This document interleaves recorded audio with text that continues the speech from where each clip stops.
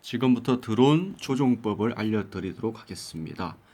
사실 이 드론이라는 것은 이전에 헬리콥터 장난감보다는 훨씬 더 조종하기가 좀 쉬운 편이에요. 요즘에는 이 밑에 센서들이 있어서 여기 보시면은 여기도 센서가 하나 있는데요. 이 자세히 보시면 여기 구멍이 있죠. 이런데 센서가 이 드론의 지금 현재 높이를 자동으로 측정해서 어느 정도 높이를 유지해 줍니다, 자동으로. 그래서 그리고 또 자이드로라는 것이 안에 내장되어 있기 때문에 이걸 일단 드론을 띄운 상태에서는 균형을 계속 잡아서 그 자리에 머물러 있게 해주죠.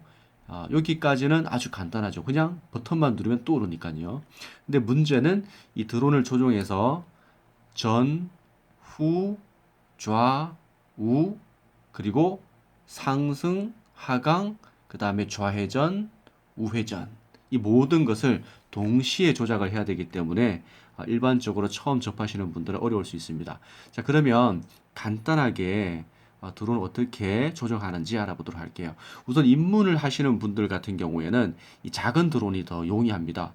큰 드론 같은 경우는 파손의 위험이 있고 프로펠러 같은 경우가 부러지거나 여기 잘 보이진 않는데 일반 드론들은 이 안에 모터와 연결된 톱니바퀴가 있어요. 그게 부러지거나 분실될 경우에 또 같은 제품의 부속을 찾기가 좀 어렵죠. 그래서 입문을 하실 때는 절대로 큰 것을 사용하지 마시고 이 작은 드론을 사용하시면 됩니다. 이런 거는 뭐 10,000원 정도밖에 안 하니까요. 자, 그러면 이걸 잘 활용해 본다면 나중에 큰 드론을 사셔서 직접적으로 드론을 가지고 놀 수 있겠습니다. 자, 그러면 이 조종기를 한번 보도록 하죠. 이 조종기 여러 가지 버튼이 있는데요. 우선 설명을 해드리면 뭐 각각의 버튼의 역할이 있습니다. 저의 경우는 이것이 상승하는 버튼이고요. 이걸 누르면 드론이 자동으로 떠오릅니다. 그리고 또 밑에 아래 걸 누르면 바로 프로펠러가 멈추고 떨어지죠. 이것은 긴급 상황을 위해서 사용하는 건데요. 아마 드론을 사시면 설명서를 보시면 다 아실 거예요. 자, 그러면 일단은 드론을 켜고 버튼을 눌러서 서로 연결을 해보면 되겠죠.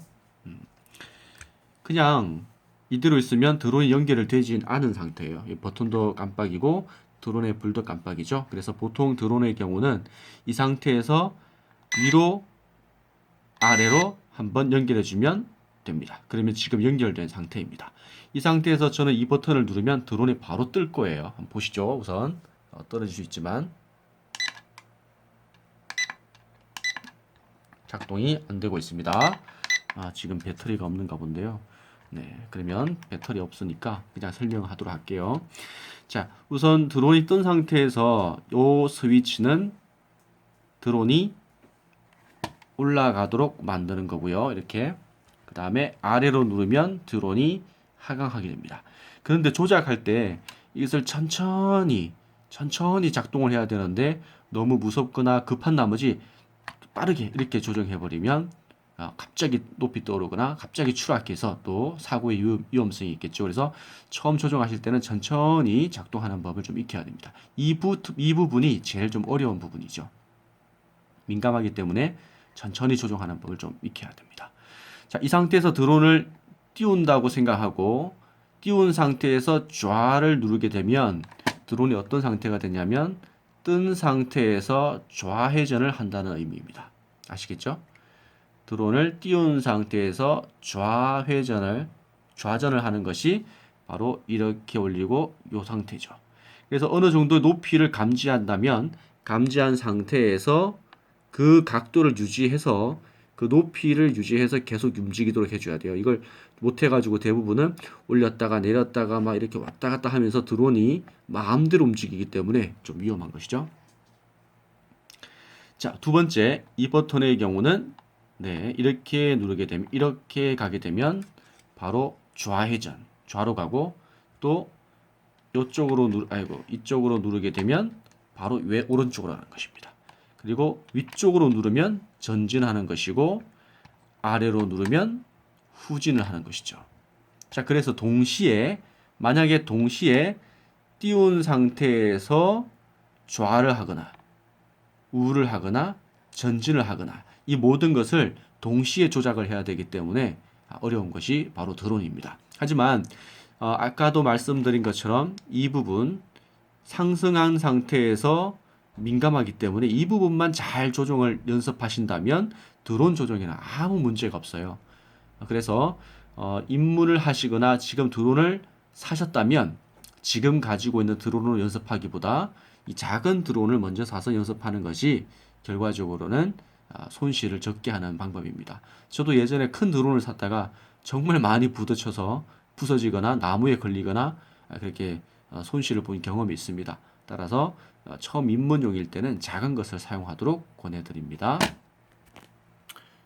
네, 지금 드론을 날리는 걸 보여드리고 싶은데 조종기에 지금 배터리가 없네요. 다음에 구매를 해서 다시 한번 사용해 보도록 하겠습니다. 자, 여기까지 드론 입문용 사용 방법을 알려드렸습니다. 잘 기억하세요. 제일 어려운 부분이 이 부분입니다. 상승한 상태에서 조종을 해야 되기 때문에 이 각도를 계속 유지할 수 있는 힘과 또 인지력이 필요한 거죠. 오른쪽 레바를 작동한다고 보통 이 부분을 소홀히 하게 되어서 잊어버려요. 그래서 드론이 추락하거나 마음대로 날거나 그런 경우가 있습니다. 아무리 급한 상황이라도 이것을 잘 유지하도록 하고 또 만약에 긴급 상황이라면 바로 아래로 내려서 드론을 땅으로 떨어뜨리는 것이 중요하겠습니다. 가장 중요한 것은 드론으로 인한 안전사고는 정말 불시에 일어나기 때문에 사람이 없는 곳에서 조종하시기를 바랍니다.